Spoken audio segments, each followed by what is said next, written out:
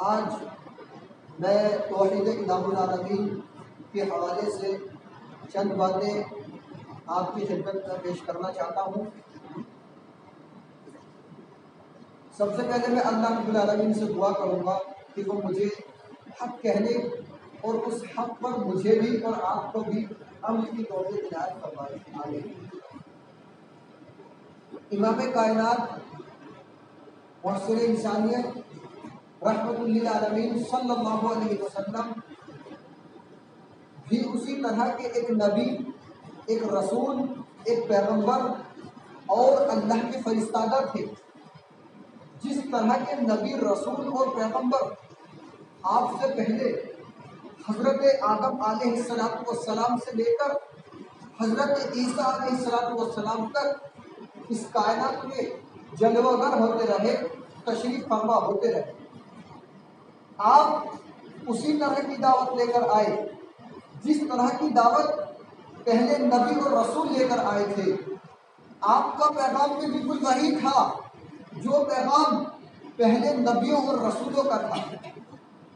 جتنے بھی انبیاء اور رسول اس کائنات میں جلوہ گر ہوئے، جتنے بھی پیغمبر اس دنیا میں مبعوث کیے گئے، ان سب کی دعوت کا خلاصہ توحید تھی۔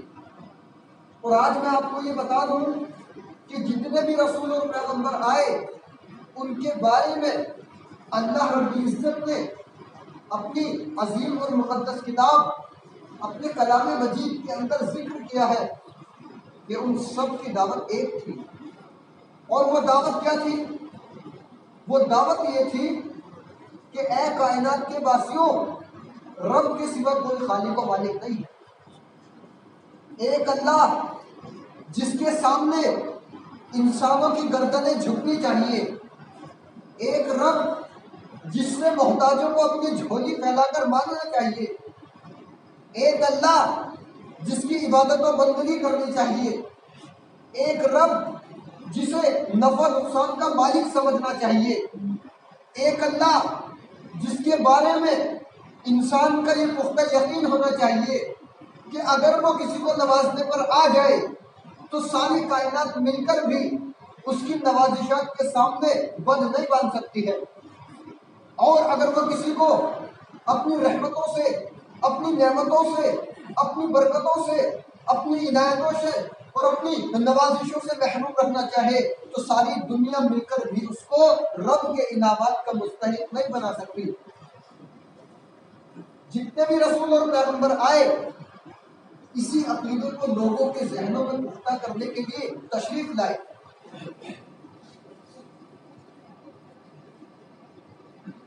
جتنے بھی انبیاء اور رسول اس کائنات میں جلوہ گر ہوئے، صرف اسی عقیدے کو لوگوں کے ذہنوں میں پختہ کرتے رہے۔ صرف ان کی ایک ہی دعوت تھی کہ اللہ کے سوا کوئی خالق و مالک نہیں ہے۔ لوگوں کے عقائد کو پختہ کرتے رہے توحید کے اوپر، کیونکہ یہ ایک ایسی بات ہے کہ جب تک یہ کسی انسان کے دل کی گہرائیوں میں راسخ نہ ہو، تب تک انسان کی کوئی عبادت، اس کی کوئی نیکی، اس کا کوئی صدقہ خیرات، اس کا کوئی حج، اس کی کوئی چیز بھی اللہ کی بارگاہ میں قابل قبول نہیں ہو سکتی۔ جتنے جی چاہے روزے رکھے، جتنے جی چاہے حج کرے، جتنے جی چاہے نفل پڑھے، صرف ایک مرتبہ کسی غیر کو اپنا مالک، حاجت روا اور مشکل کشا سمجھ لیا تو اس کی ساری عبادتیں برباد ہو گئی۔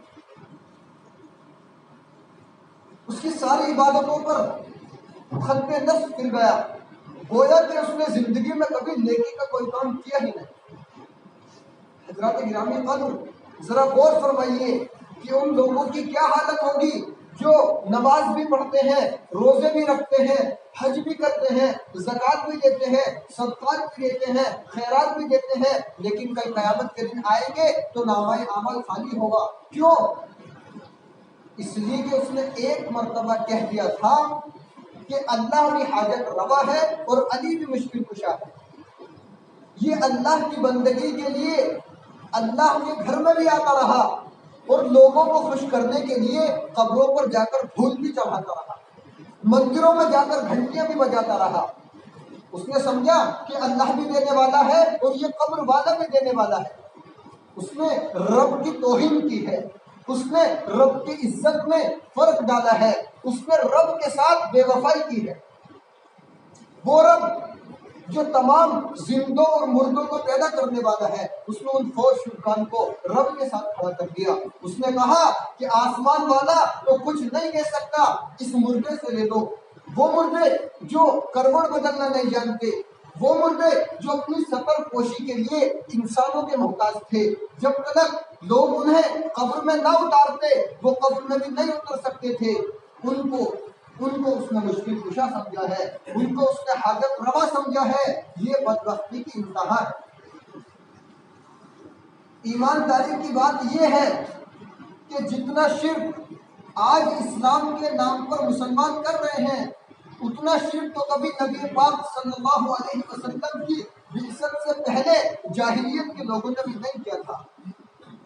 میری بات کو سن لو اور یاد رکھنا، حدیث کے سارے ذخیرے کھول کر دیکھا جائے تو معلوم ہوتا ہے کہ وہ لوگ جن کی اصلاح کے لیے اللہ نے محمد رسول اللہ صلی اللہ علیہ وسلم کو مبعوث کیا، جن کی ہدایت کے لیے نبی پاک صلی اللہ علیہ وسلم اس کائنات میں جلوہ گر ہوئے تھے، وہ لوگ صاف طور پر یہ کہتے تھے کہ ہمارے بت، ہمارے بزرگ، ہمارے یہ بڑے، ہمارے یہ معبود اس وقت تک کچھ نہیں دے سکتے جب تک رب نہ دینا چاہے۔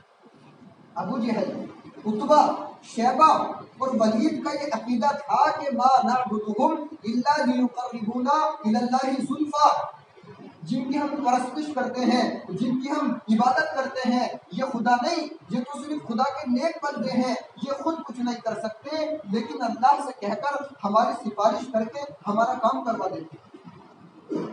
آج کے نام نہاد مسلمانوں اور ان مشرکوں میں ذرا فرق تو کرو جن کے بارے میں عرش والے نے خود فرمایا کہ انما المشرکون نجس، یہ مشرک پلید ہے۔ ان مشرکوں کا عقیدہ یہ تھا کہ یہ لات و منات، یہ عزا و حبل بذات خود کچھ نہیں کر سکتے، اللہ سے مانگ دیتے ہیں۔ وہ نبیوں، رسولوں، پیغمبروں ابراہیم، اسماعیل، اسحاق اور یعقوب کو پوجتے تھے۔ رب نے پیغمبروں کو پوجنے والے ان لوگوں کے متعلق ارشاد فرمایا کہ انما المشرکون نجس، یہ نبیوں کو پوجنے والے مشرک ہیں، ان کو کعبے میں آنے کا حق نہیں ہے۔ اے محمد، آپ کا ان سے کوئی تعلق نہیں ہے۔ ابھی آپ نے سوچا، کبھی اینالائز کیا، کبھی غور کیا کہ نبیوں کو پوجنے والے تو مشرک اور آج امتیوں کو پوجنے والے مسلمان؟ حدیث پاک کے اندر آتا ہے کہ امام کائنات حضرت محمد مصطفیٰ صلی اللہ علیہ وسلم جب انہیں اللہ کی وحدانیت کی طرف بلاتے، انہیں دعوت دیتے، انہیں مدعو کرتے تو وہ کہتے کہ ما نعبدہم الا لیقربونا الی اللہ زلفیٰ، ہم انہیں الہ سمجھ کر نہیں پکارتے، اللہ کے یہاں اپنا سفارشی سمجھ کر پکارتے ہیں۔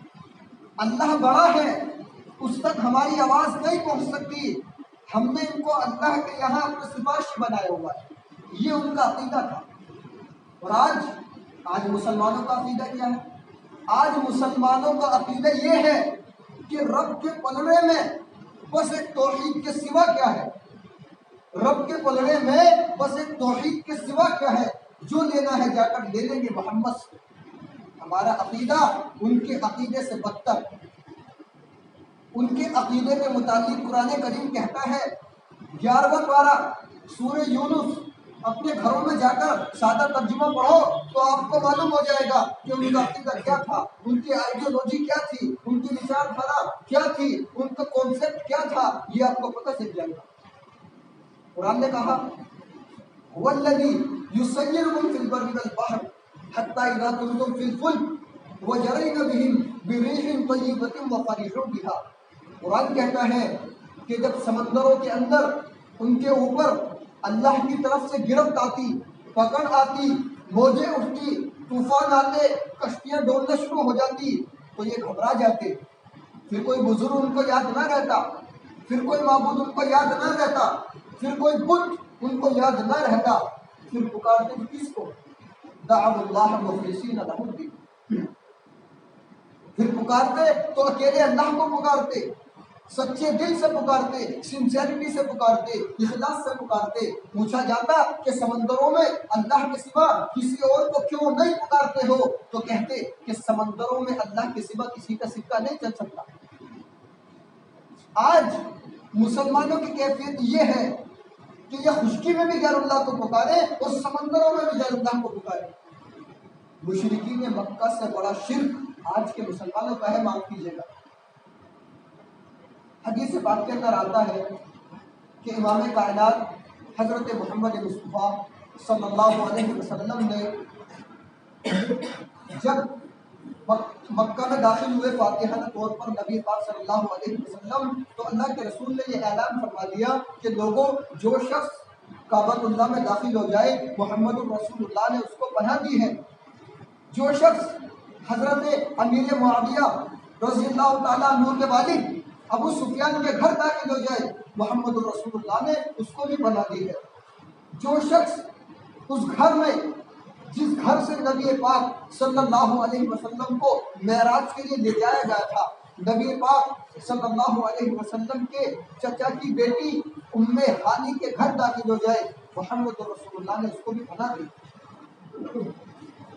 لیکن اس کے باوجود چند لوگوں نے اس پناہ کو قبول نہ کیا اور مکہ چھوڑ کر بھاگ نکلے۔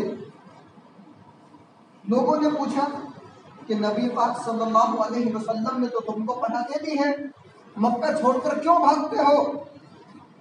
کہنے لگے کہ ہم اس بستی میں نہیں رہنا چاہتے جس بستی میں محمد آیا ہے۔ دشمن کو نبی پاک صلی اللہ علیہ وسلم کی دعوت سے عداوت، نبی پاک صلی اللہ علیہ وسلم کے پیغام سے نفرت، نبی پاک صلی اللہ علیہ وسلم کی آواز سے اس قدر دوری کہ اس شہر میں رہنا گوارا نہیں ہے جس شہر میں سرور کائنات محسن انسانیت رحمت للعالمین صلی اللہ علیہ وسلم فاتحانہ طور پر آ رہے ہیں۔ ان بھاگنے والوں میں ابو جہل کا بیٹا اکرمہ بھی تھا۔ ابھی اس نے اسلام قبول نہیں کیا تھا۔ اس نے کہا کہ میرا باپ ابو جہل جب تک زندہ رہا محمد رسول اللہ سے لڑتا رہا، میں بھی ابو جہل کا بیٹا ہوں، ہتھیار ڈالنے کے لیے تیار نہیں ہوں۔ جو میرے ساتھ آنا چاہتا ہے وہ نکل چلے، میں اس بستی میں نہیں رہنا چاہتا جس بستی میں محمد آیا ہے۔ یہ روانہ ہوا، مکے سے نکلا، حبشہ کی طرف چلا، کشتی پر سوار ہوا۔ جدہ بھی سمندر ہے، جدہ سے آگے سارا سمندر ہے، سمندر کے کنارے پہنچا، کشتی پر سوار ہوا، تھوڑے ہی دور چلا، عرش والے تیری قدرت پہ قربان، فَمَن يُرِدِ اللَّهُ أَن يَهْدِيَهُ يَشْرَحْ صَدْرَهُ لِلْإِسْلَامِ، اللہ جس کو ایمان کی دولت دینا چاہتا ہے گھیر گھیر کر لے آتا ہے، اور جس کو نہیں دینا چاہتا، نبی کا سگا چچا ہی کیوں نہ ہو، وہ محروم رہتا۔ توحید کا درس یہ ہے، آج اس ملک کے اندر صدر مملکت سے لے کر چپراسی تک سب لوگ توحید کو بھلا بیٹھے ہیں۔ لوگوں کو خوش کرنے کے لیے خانقاہوں پر جانا، درگاہوں پر جانا، مزاروں پر جانا، مندروں میں جا کر گھنٹیاں بجانا، قبروں پر جا کر پھول چڑھانا تاکہ لوگ راضی ہو جائیں۔ لوگوں کو راضی کرتے ہوئے عرش والے کو ناراض کر رہے ہو۔ یاد رکھو ان بطش ربک لشدید، بے شک تیرے رب کی پکڑ بہت سخت ہے۔ جب رب کی پکڑ آئے گی تو کوئی غیر اللہ تم کو نہیں بچا سکے گا۔ تو میں یہ کہہ رہا تھا کہ اکرمہ بن ابی جہل نکلا، کشتی پر سوار ہوا، گرداب نے آن لیا، موجیں اٹھنے لگی، طوفان آنا شروع ہو گئے، کشتی ڈگمگانے لگی۔ ساتھی دیکھ کر گھبرا اٹھے، کہنے لگے کہ اے اللہ تو کشتی کو ڈوبنے سے بچا دے۔ اکرمہ سن رہا ہے، حیران ہو کر کہتا ہے کہ کیا کہتے ہو؟ کہا یہی کہتے ہیں کہ اللہ تو کشتی کو ڈوبنے سے بچا دے۔ کہا اللہ سے کیوں کہتے ہو؟ کہنے لگے اور کس سے کہیں؟ کہا ان سے کہو جن کی خاطر تم مکہ چھوڑ کر آئے ہو۔ لات سے کہو، منات سے کہو، عزا سے کہو، حبل سے کہو، ابراہیم سے کہو، اسماعیل سے کہو، اسحاق سے کہو، یعقوب سے کہو کہ وہ ہماری کشتی کو آ کر بچائیں۔ ساتھیوں نے اپنی انگلیاں اکرما کے لبوں پر رکھ دی اور کہنے لگے کہ اکرما، سمندروں میں اللہ کے سوا کسی اور کو نہ پکارو، سمندروں میں اللہ کے سوا کسی اور کا سکہ نہیں چل سکتا۔ اکرما یہ بات سنتا ہے تو حیران ہو کر کہتا ہے کہ جن خداؤں کے لیے، جن بزرگوں کے لیے، جن معبودوں کے لیے، جن بتوں کے لیے اپنا وطن چھوڑا، دیش سے نکلا، کیا وہ یہاں نہیں کام آ سکتے؟ کہنے لگے کہ وہ سمندروں میں نہیں، وہ خشکی میں کام آتے ہیں۔ اکرما نے اپنی نگاہ آسمان کی طرف اٹھائی اور کہا کہ اے آسمانوں کے رب، اگر آج تو نے میری کشتی کو ان موجوں سے بچا لیا تو میں تجھ کو گواہ بنا کر کہتا ہوں کہ میری کشتی کا رخ حبشہ کی طرف نہیں بلکہ مدینے کی طرف ہوگا، کیونکہ اگر تیرے سوا سمندروں میں کوئی نہیں بچا سکتا تو خشکی میں بھی تیرے سوا کوئی نہیں بچا سکتا۔ یہ کیسے ممکن ہے کہ سمندروں میں تو محمد کا رب کام آئے اور خشکی میں کوئی اور کام آئے؟ کشتی بچ گئی۔ ساتھیوں سے کہا کہ کشتی کا رخ موڑو۔ کہا کس طرف؟ کہا اس کے شہر کی طرف جس کے شہر کو چھوڑ کر آئے ہو، مدینے کی طرف۔ میں نے جان لیا کہ اس نبی کی بات سچی تھی اور میرے باپ دادا کا شرک جھوٹا تھا۔ اس نبی نے فرمایا تھا کہ سمندروں کا مالک بھی اللہ ہے اور خشکی کا مالک بھی اللہ ہے، اور تم نے یہ کہہ کر میری آنکھیں کھول دی کہ سمندروں میں اللہ کے سوا کوئی نہیں بچا سکتا۔ امام کائنات حضرت محمد مصطفیٰ صلی اللہ علیہ وسلم کی بارگاہ میں حاضر ہوا۔ نبی پاک صلی اللہ علیہ وسلم اپنے صحابہ کے ساتھ ننگی زمین پر بیٹھے ہوئے تھے۔ لوگوں نے عرض کیا کہ یا رسول اللہ صلی اللہ علیہ وسلم، مکے کے سردار ابو جہل کا بیٹا آیا ہے۔ آپ نے نظر اٹھائی، فرمایا یہ تو ہم سے بھاگ کر گیا تھا۔ کہنے لگا یا رسول اللہ صلی اللہ علیہ وسلم، مجھ کو مسلمان کر لیجئے، میں ندامت کے آنسو لے کر آیا ہوں، میں اس سے زیادہ ندامت اور شرمندگی کا بوجھ اب نہیں اٹھا سکتا، مجھ کو مسلمان کر لیجئے۔ میں نے جان لیا کہ آپ کی توحید کی دعوت سچی تھی اور میرے باپ دادا کا شرک جھوٹا تھا۔ اللہ نے سینہ کھول دیا۔ لیکن آج کا مسلمان نہ تو سمندروں میں رب کو مانتا ہے، نہ خشکی میں رب کو مانتا ہے۔ بچہ گجرات سے، بخشش لاہور سے، جنت پاک پتن سے، رزق ملتان سے، صحت دہلی سے، بیٹا بیٹی کدیر سے، جب سب کچھ تم نے یہاں سے لے لیا تو اب رب سے لینے کو باقی کیا رہ گیا؟ محمد رسول اللہ نے یہی سمجھایا۔ آج لوگ کہتے ہیں کہ فلاں بات ہے اور فلاں بات ہے، ان سے کہو کہ یہ قرآن اللہ کی سچی کتاب ہے، اس کے 30 پاروں میں سے کوئی ایک آیت نکال کر دکھاؤ جس میں رب نے یہ کہا ہو کہ میرے سوا بھی کسی اور سے مانگو گے تو تمہاری مانگ پوری ہو جائے گی۔ اس قرآن کی 114 صورتوں میں سے کسی ایک صورت کا ٹکڑا دکھاؤ کہ کسی نبی نے کبھی رب کے سوا کسی اور سے مانگا۔ قرآن پاک ہم کو بتاتا ہے کہ ابو الانبیاء حضرت آدم علیہ السلام سے لے کر حضرت عیسیٰ علیہ السلام تک سب نے مانگا تو کس سے مانگا؟ سوال کیا تو کس سے کیا؟ ہاتھ پھیلائے تو کس کے سامنے پھیلائے؟ پکارا تو کس کو پکارا؟ جھولی پھیلائی تو کس کے سامنے پھیلائی؟ اور آج مسلمان کس کے سامنے پھیلاتے ہیں؟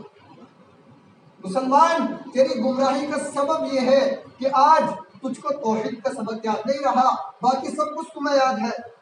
دکان یاد، کارخانہ یاد، زمین یاد، بچے یاد، رزق یاد، بینک بیلنس یاد، بجٹ یاد نہیں تو بس توحید کا سبق آج مسلمانوں کو یاد نہیں۔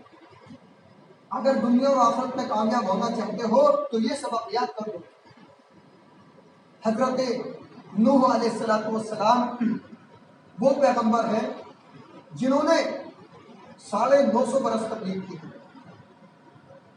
ابراہیم جن کو خلیل اللہ کے لقب سے سرفراز کیا گیا، اسماعیل جو ذبح ہونے کے لیے تیار ہوئے، اسحاق جو رب کی بشارت کی بنیاد پہ دنیا کے اندر وجود میں آئے، داؤد و سلیمان جن کو ساری کائنات کا بادشاہ بنایا گیا، یوسف جن کی برات کو رب نے دنیا میں سچا ثابت کیا، اور آخر میں امام کائنات یتیم جن کے سر پہ اللہ نے آخری نبوت کے تاج کو رکھا، ان میں سے کسی ایک نبی، کسی ایک رسول، کسی ایک پیغمبر کا حوالہ دو کہ ان پر مصیبت آئی ہو تو انہوں نے رب کی سوا کبھی کسی اور سے مانگا ہو، کبھی کسی درگاہ پہ گئے ہو، کبھی کسی مزار پہ گئے ہو، کبھی کسی قبر پہ جا کر پھول چڑھایا۔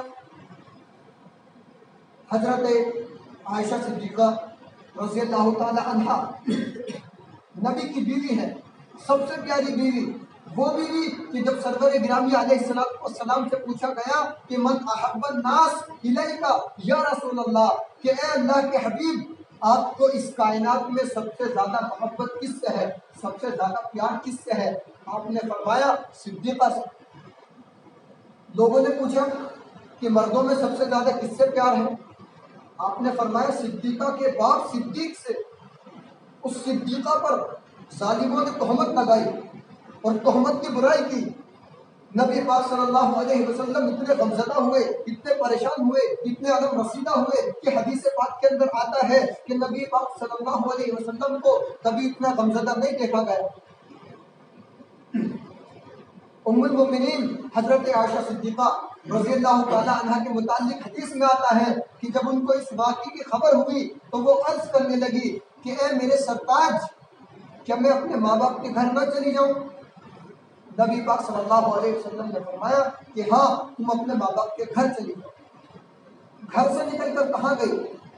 کسی درگاہ پر، کسی مزار پر، کسی قبر پر، کسی خانقاہ پر؟ اور میں تو یہ کہتا ہوں کہ سیدہ عائشہ صدیقہ رضی اللہ تعالی عنہ کو جانے کی بھی ضرورت نہ تھی۔ اپنے گھر میں کائنات کا امام موجود ہے، اپنے گھر میں سرور کونین موجود ہے، رسول ثقلین موجود ہے، تو پھر آپ کو مدد کے لیے کیوں نہ پکارا؟ اور آج بدقسمتی سے مسلمان یا علی مدد، یا رسول اللہ مدد، یا عبد القادر جیلانی مدد، اور یا فلاں مدد فلاں مدد کے نعرے بلند کرتے ہیں۔ حدیث کے اندر آتا ہے کہ حضرت عائشہ صدیقہ رضی اللہ تعالی عنہا اپنی والدہ کے گھر گئی۔ ماں نے پوچھا بیٹی کیا بات ہے، نبی پاک صلی اللہ علیہ وسلم کے گھر سے آ گئی ہو؟ حضرت عائشہ صدیقہ رضی اللہ تعالی عنہا نے منہ سے جواب نہیں دیا، زبان سے جواب نہیں دیا، آنسو سے جواب دیا۔ ام رومان تڑپ اٹھی، بیٹی کو سینے سے لگایا اور کہا بیٹی غم نہ کرو، اللہ تو جانتا ہے کہ تو بے گناہ ہے۔ حضرت عائشہ صدیقہ رضی اللہ تعالی عنہا نے سر سجدے میں رکھا، رسول کو نہیں پکارا، رسول کے رب کو پکارا اور کہا کہ اے میرے رب، اگر آج تو عائشہ کی برات کا اعلان نہیں کرتا تو عائشہ بری نہیں ہو سکتی۔ ہماری ماں نے نبی پاک صلی اللہ علیہ وسلم کی زوج مطہرہ نے کس کو پکارا؟ حضرت عائشہ صدیقہ رضی اللہ تعالی عنہا نے سر سجدے میں رکھا ہوا ہے۔ عرش والے کی غیرت کو جلال آیا کہ میرے نبی کی بیوی نے مجھ کو پکارا ہے۔ جبرائیل کو بھیجا کہ جاؤ 18 آیتیں لے کر جاؤ، ان الذین جاؤوا بالافک، یہ زمین والے جھوٹے ہیں، عرش والا سچا ہے۔ عرش والا 18 آیتیں نازل کر کے فرماتا ہے کہ عائشہ پاک ہے اور تہمت لگانے والے پلید ہیں۔ حضرت عائشہ صدیقہ رضی اللہ تعالی عنہ یہ تو نبی کی بیوی تھی، یہ تو نبی کے گھر میں رہتی تھی، انہوں نے نبی کو مدد کے لیے کیوں نہ پکارا؟ مسلمانوں، آج تم نے توحید کا عقیدہ اس طرح بگاڑا ہے کہ آج توحید کا چہرہ شرک کے اندر سے نظر ہی نہیں آتا۔ حضرات گرامی قدر، چونکہ اب خطبے کا وقت ہوا چاہتا ہے، لہٰذا یہیں سے میں اپنی گفتگو کا اختتام کرتا ہوں اور اللہ رب العزت کی بارگاہ میں بدعا ہوں کہ یا الہ العالمین تو ہمیں صحیح معنی میں کتاب و سنت کی طرف رجوع کرنے کی توفیق عنایت فرما۔ یا الہ العالمین تو صحیح معنی میں اس سماج سے، معاشرے سے شرک کا خاتمہ فرما دے۔ یا الہ العالمین تو مسلمانوں کو صحیح توحید کی سمجھ عطا فرما، اس کے تقاضوں پر عمل پیرا ہونے کی توفیق عنایت فرما۔ یا الہ العالمین جو بیمار ہیں انہیں شفا عطا فرما، جو قرض دار ہیں انہیں قرض سے نجات عطا فرما۔ یا الہ العالمین اس وطن عزیز کی حفاظت فرما اور اس کی ترقی کے اسباب پیدا فرما۔ یا الہ العالمین تو اس ملک کو ایسے حکمران عطا فرما جو سب کے حق میں بہتر ہوں۔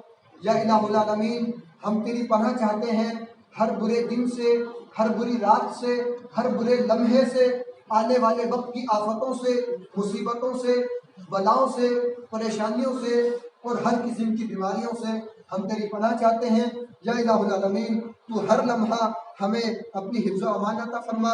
یا الہ العالمین ہم جب تک جئیں تب تک اسلام پر جئیں، جب ہمارا خاتمہ ہو تو ایمان پر ہو۔ آمین۔ وصلی اللہ علی نبینا محمد وعلى آله وأصحابه أجمعين۔ بارك الله لنا ولكم في القرآن العظيم ونفعني وإياكم بالآياته والذكر العظيم، إنه تعالى جواد كريم ملك بر رؤوف رحيم۔